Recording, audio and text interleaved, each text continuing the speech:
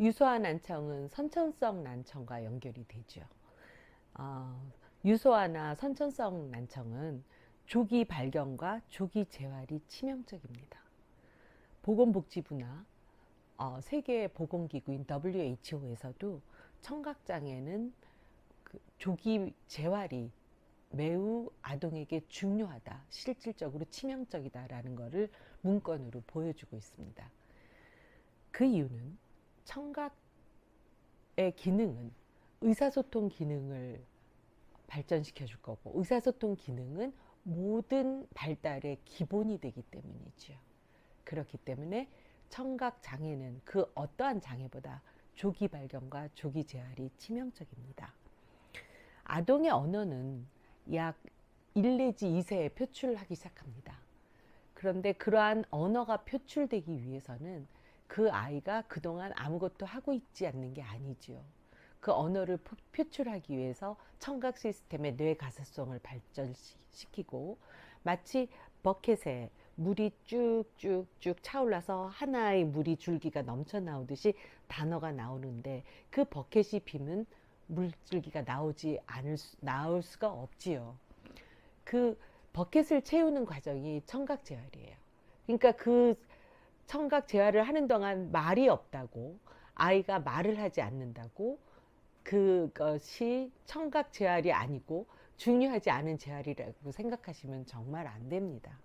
그래서 사실은 24개월 이전에 하는 영유아 재활은 언어 재활도 청각 재활도 아닙니다. 제가 붙인 이름은 청각 언어 인지 재활입니다. 그 청각 언어 인지 재활을 통해서 버켓에 물이 차듯이 청각계의 뇌 가소성을 발달시키고, 그리고 뇌에 말을 받아들이고 할 수 있는 시스템을 정상화시켜야 되는 거죠. 그래서 유소화 난청이나 선천성 난청은 조기 발견과 조기 재활이 치명적이라고 할 수 있습니다.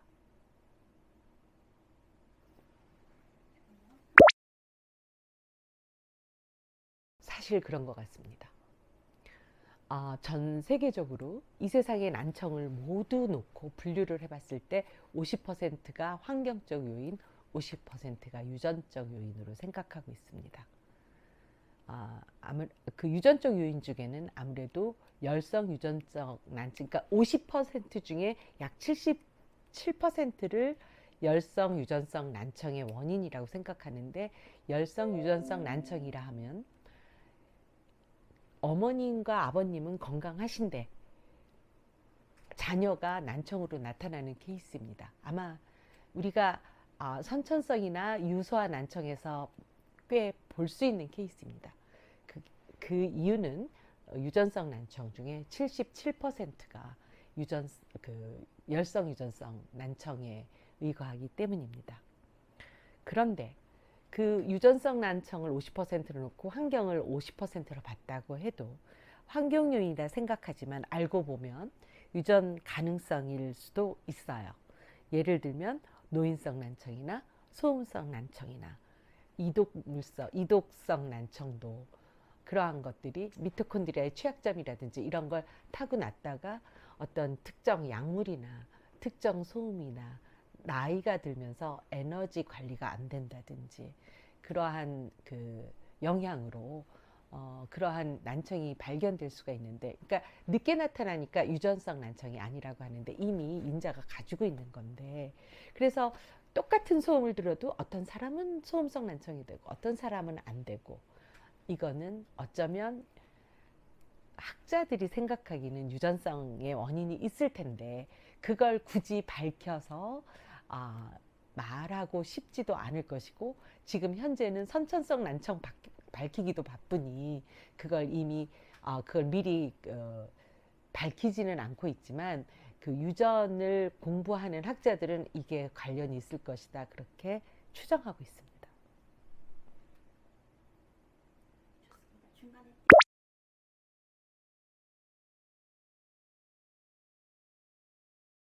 아무래도 청력 검사이지요.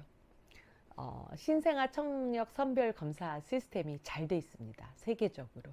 그래서 그것을 UNHS, Universal 뉴본 히어링 스크리닝이라고 하는데, 우리나라가 선진국이라 세계에 뒤지지 않습니다.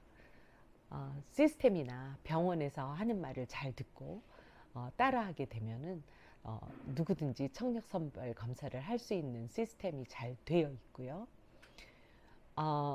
그러면 이제 아마 그러면 신생아 청력 선별 검사에서는 건강했는데, 아니면은 그때도 좀 이상했지만 나중에 더 악화되거나 나중에 생기는 난청은 어떻게 할 것이냐.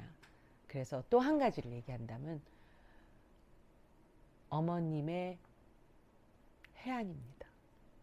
제가 봤던 하나의 케이스는 어머님이 집안 청소를 하시면서 아기를 재웠는데, 재우고 아기를 놔두고 실수로 아기 바로 옆으로 청소기를 돌리신 거예요. 근데 아기가 가만히 있더랍니다. 그래서 아기를 안고 바로 검사를 하러 갔는데, 아기는 이제 뭐 한 7, 8개월, 9개월 선별 검사는 지났을 때죠. 갔는데 난청으로 밝혀졌던 케이스가 있습니다. 그러한 케이스며, 또 다른 해안은 아기가 말할 때가 됐는데 전혀 말과 의사소통에 관심이 없을 경우, 이런 발달적 그 상태를 확인하셔서 검사할 수 있도록 그것도 시스템화되어 있습니다. 그러니 시스템대로 따라가는 선별검사 잘 받으시고, 키우시면서 우리 애기 맨날 보실 테니까 그때 아기의 문제성을 금방 확인하고 알아차릴 수 있는 해안이 아마 두 가지가 필요할 것 같습니다.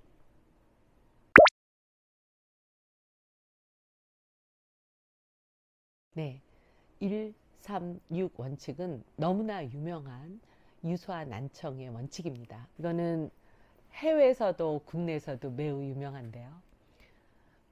1개월 이전에 청각 선별 검사를 끝내라. 자, 제가 이전이라고 합니다. 1개월까지가 아닙니다. 그래서 1개월 이전에 해야 되기 때문에 아기를 낳고 병원에 계시는 동안 하루 이틀 안에 해낼 수가 있습니다. 그리고 3이라는 거는 3개월 이전, 또다시 이전이라고 합니다. 3개월 이전에 진단검사가 끝나라. 이건 뭐냐면은 선별검사에서 패스가 되지 못한 아동들은 어느 정도 난청이 있는지 정도와 유형을 파악을 해야 됩니다. 그래서 진단검사로 청력 손실의 정도와 유형을 파악하라가 3이고요. 6개월은 그러면 진단과 유형을 파악하는 거는 그렇게 뭐 아주 중요하진 않습니다. 재활을 해야죠. 그래서 6개월 이전에는 청각 재활을 시작하라는 겁니다. 이것도 6개월 이전입니다. 제가 진단을 3개월에 받아서 아기가 3개월에 난청이라는 걸 알았습니다. 유형도 파악했습니다. 그럼 6개월까지 기다리나요? 아닙니다. 6개월 이전입니다. 그래서 미국에서는 또 다른 법이 있습니다. 난청을 확진을 받으면 일하는 이틀 이내에 보고를 하게 되어 있습니다. 그리고 1개월 이전에 반드시 보청기나 인공호흡으로 보조를 해주게 되어 있습니다.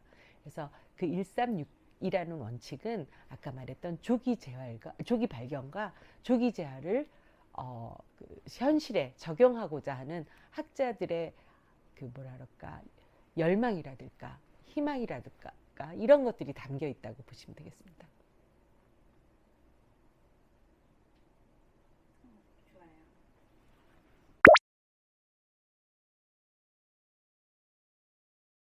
우선 안전에는 지장 없습니다. 수면제가 지장이 있는 분들은 나이 드신 분입니다. 저같이.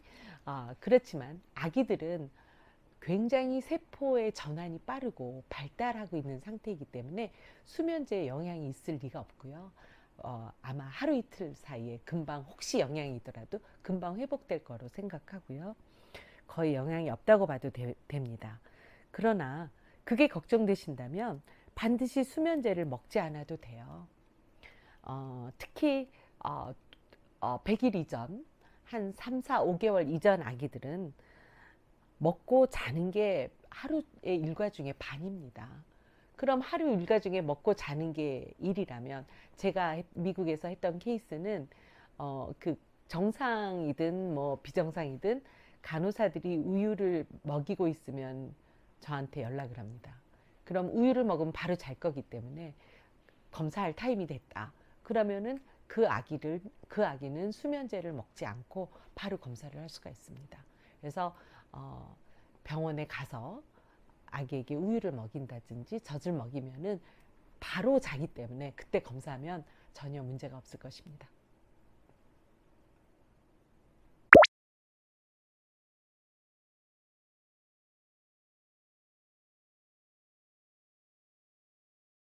아까 아까 3개월 이전에 청력 손실을 진단하면서 두 가지를 밝힌다고 했어요. 청력 손실의 정도와 유형입니다. 보통 선천성 난청이나 유소아의 난청이 밝혀지면 보통 감각 신경성 난청입니다. 그게 유형이고요. 중요한 건 뭐를 해야지? 그럴 때 중요한 건 유형이 아니라 정도입니다. 사실 중도에서 고도 사이는 보청기로 아기가 듣고 말을 분별하고 따라갈 수 있을 수도 있습니다. 그러나 고심도다 아기가 그러면 보청기로 말을 들을 수는 있지만 그걸 뇌 가소성을 그 시스템화 시켜서 체계화 시켜서 말을 하게 하기에는 너무나 오랜 시간이 걸리고 좀 어려운 과정입니다. 왜냐하면 소리의 그 전달이 정확하게 되지 않기 때문에. 그래서 어떤 그 정도에 따라서 결정을 하는 게 좋은데 아까 말한 것처럼 중고도로 중도 내외로 보청기로 소리를 듣고 언어 발달이 가능한 범위라면 굳이 인공화호를 할 필요는 없습니다. 왜냐하면 인공화호는 우리 청각 시스템에다가 이물질, 와이어를 끼워 넣는 거기 때문에 갖고 있는 잔존청력을 다 잃을 수도 있습니다. 그러니 잔존청력을 조금이라도 활용해서 자연스럽게 듣는 범위를 남겨두시고 싶으면 보청기를 활용하시는 게 좋습니다. 그러나 그 보청기로 말소리를 듣고 언어 발달을 진행시킬 수 없는 범위라면 선택의 여지가 없죠. 인공화호를 하루속히 하시는 게 아기의 그 뇌 발달에 도움이 될 것입니다.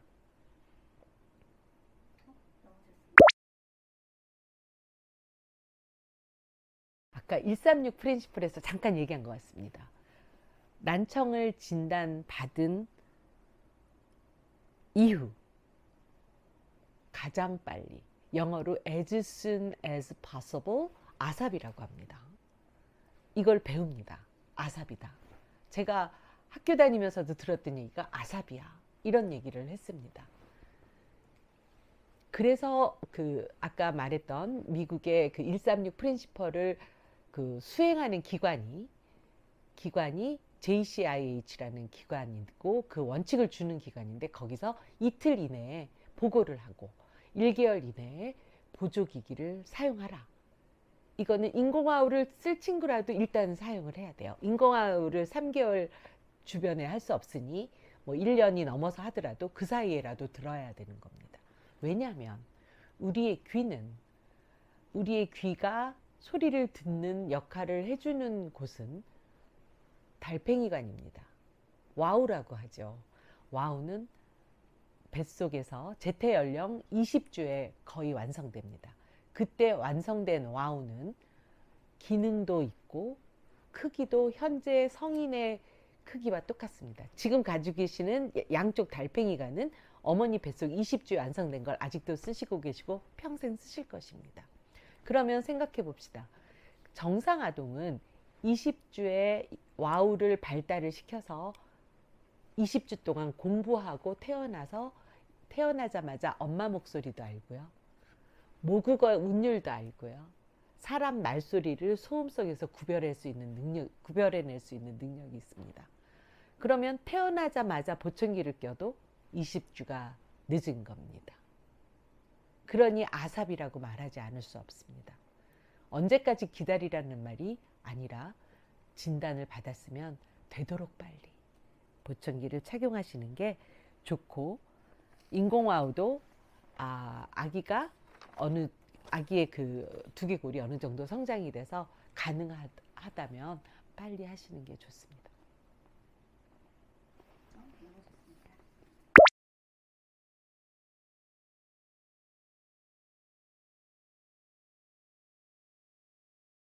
네, 아까 말했던 1개월 이전에 하는 선별 검사는 제가 가르치는 청성유발지원위에서 가르치는 어디토리 브레인스템 리스폰스라고 청성 뇌관 반응 검사나 오토 아쿠스틱 에미션 이음양 방사 검사로 해낼 수가 있습니다. 아까 말한 것처럼 그 자연 수면을 이용해서 할 수도 있고요. 제가 실질적으로 했던 일들이 자그마한 기계를 끌고 다니면서 그 널서리홈이라고 하는데 아기들 그 태어나서 쭉 모아놓은 거기 가서 사이사이 다니면서 아기들 검사 다 했거든요. 너무 잘 나옵니다, 검사가. 예. 그래서 바로 할 수 있고요. 사실은 뱃속에서도 할 수가 있는데 그건 조금 위험하죠. 양수 검사를 통해서 하기 때문에.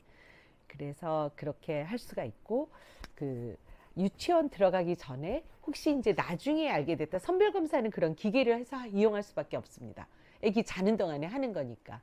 그런 객관적인 검사, 아기의 반응 없이도 우리가 뇌파를 통해서 청각기관의 시스템이 잘 움직이는지를 검사하는 검사 시스템밖에 없는데, 좀 아기가 크면 주관적 검사라는 걸 할 수가 있습니다. 그래서 우리가 그 아동 청각학에서 우리 아기들이 그 짧은 집중력을 이끌어내면서 유치원 이전에도 할 수 있는 검사를 제가 서너 가지를 가르쳐 주는데, 그러한 검사로 아기들을 검사할 수 있고요. 실질적으로 우리가 아동 청각학에서 유치원에 가서 가장 유치원에서 어린 아기가 2, 3세입니다. 그런 아기들도 아기들 우리 학생들이 검사 잘하고 옵니다. 그렇게 기계와 그러한 그 아동 청각학에서 특별히 다루는 주관적 검사로 검사를 할 수가 있습니다.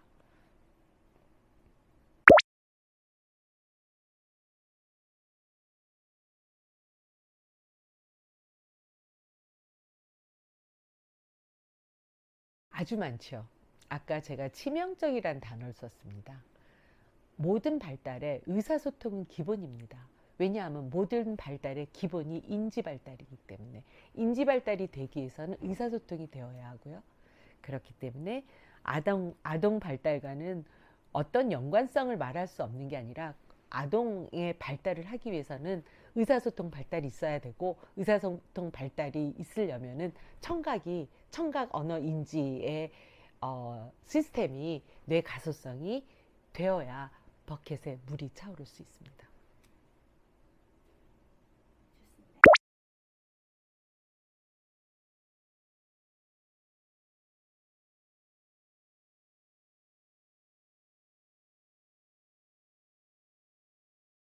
어머님들께 드리고 싶은 말씀은, 사실은 제가 어머님께 이렇게 얘기합니다. 아이를 너무 가까이 보지 마세요. 너무 가까이 보면 슬퍼집니다. 우리 아이가 다 완벽한데 귀만 나빠 이러는데, 조금 멀리 보면 모든 게 완벽하게, 단지 귀만 살짝 부족하구나. 그렇다면 그때 이런 단어를 생각해 주십시오. 고마운 장애. 이 아이는 나와 의사소통을 진심으로 할 것이다. 진심을 다해 의사소통을 할 것이다. 내가 진심을 다해 의사소통을 할 방법을 이 아이에게 제공해 주면 되는 것이다. 이렇게 생각해 주시면 너무 감사하겠습니다. 그래서 의사소통을 할 방법, 예를 들면 인공화음, 보청기, 아까 봤잖아요. 그 외 많습니다. 제스처, 눈빛, 모든 오감이 의사소통 방법입니다. 그런 걸로 이 아이와 진심으로 의사소통을 하실 수가 있습니다. 그 진심을 전할 수 있는 방법만 찾으면 아동의 발달을 돕는 데는 오히려 정상청력보다 더 순수하고 더 진심 어린 의사소통이 가능합니다. 진심으로 의사소통하고 싶은 의지가 있다면 가능합니다.